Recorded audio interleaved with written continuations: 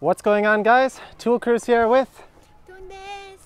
We've been getting a lot of questions here on our channel lately from our friends, from our family, from fans of the channel, and that is, are we safe? Is Japan safe? What's going on? And we thought we'd address that issue in today's video. So we're gonna go for a nice bike ride and enjoy the nice weather, the nice spring weather that we're getting here in Japan, and talk about the current situation, what our plans are, what we're doing to prepare, and what Japan's doing to deal with the situation. Is it safe to come here to Japan right now?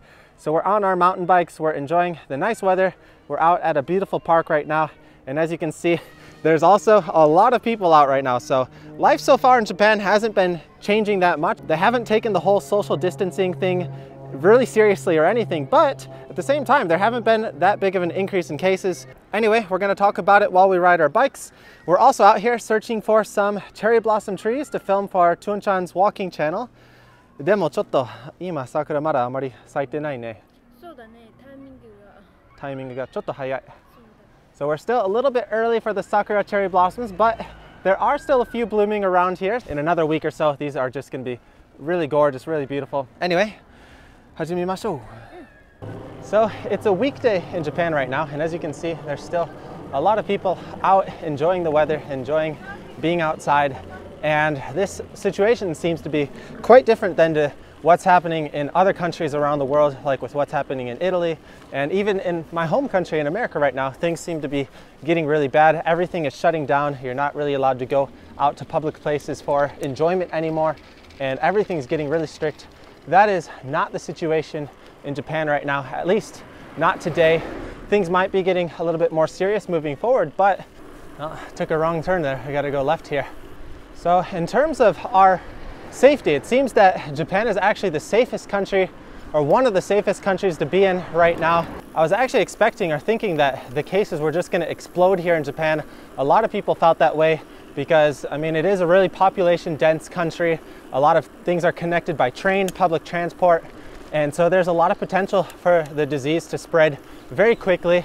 And against my expectations, that doesn't seem to have happened. And there seems to be a couple different reasons for this, and that is that Japanese people are just naturally very clean, very organized. They have very good personal hygiene. There's already a natural culture of wearing masks. So around this time of year, already about half of people are wearing masks normally. I think all these factors sort of combined to sort of stop spread the virus. So things here in Japan are just pretty normal. Every restaurant is open, every business is open. People are still in work, nothing's really shut down. The only thing that really has stopped is schools and some athletic events. Athletic events have closed for about a month. I work in the cycling industry here in Japan, as many of you guys know, so I work on cycling events on the weekends, and pretty much every cycling event... Oh, got a tractor in here. And pretty much every cycling event for the month of March and late February was canceled. So a lot of my work events were canceled, and people who wanted to enter certain races weren't allowed to go anymore. And this isn't just cycling, this is all different sorts of athletic events. But they don't seem to have stopped like major sporting events or anything. Like Major League Baseball games are still going on.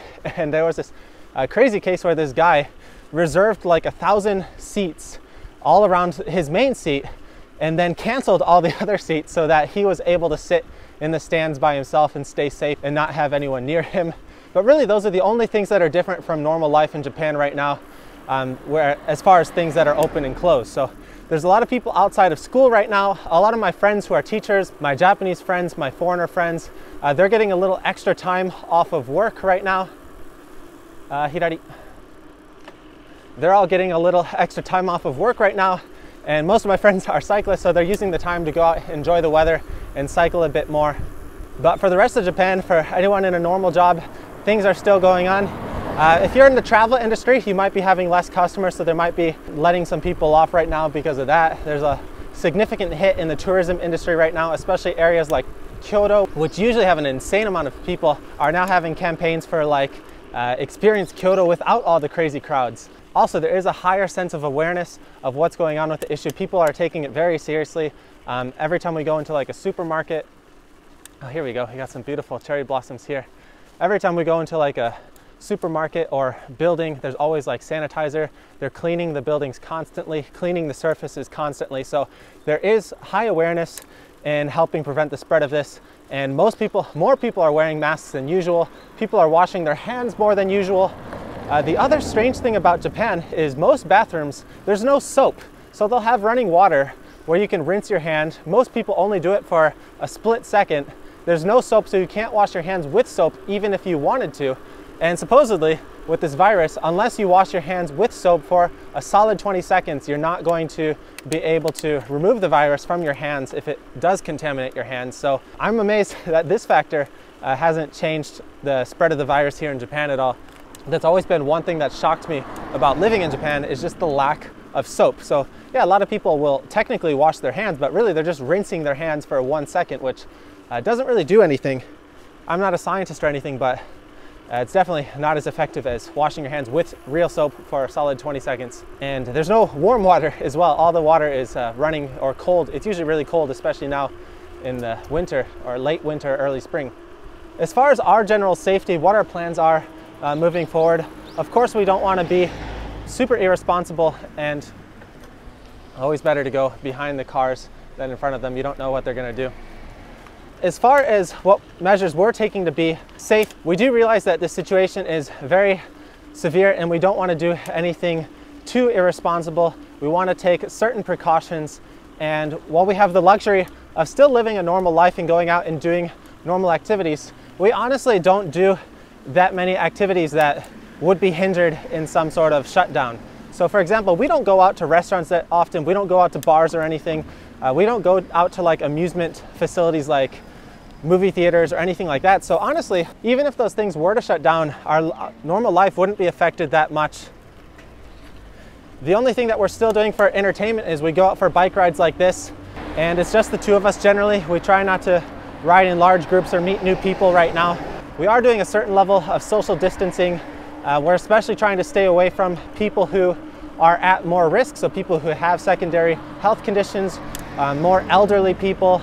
For example, one unfortunate thing we're not able to do right now is our Japanese class, which we go to regularly, which is run by elderly volunteers. We're not able to meet with them for the foreseeable future because we don't know when this situation is going to end, and it's just way too high of a risk. We're both fairly active, fairly healthy people, so the risk of the virus for us isn't that high, but even so, we could be a carrier of the virus and spread that virus to other people without even realizing it. So yeah, I forgot to mention that earlier, but there are a few other things that have been closing, especially that involves the elder communication. So our volunteer Japanese class has been shut down because of the virus situation, and it's not clear when or if they are going to resume that anytime soon. But like I've told my family and friends on the phone, Japan is one of the safest places for us to be. They have a great healthcare system, and especially from the aspect of financial liability and financial cost. If we're to get sick with this virus and we're going to be stuck hospitalized, I'd much rather be here in Japan than be here in America. America's healthcare system is so scary. You can go broke just by being hospitalized one time. I don't know how they're going to handle this situation yet,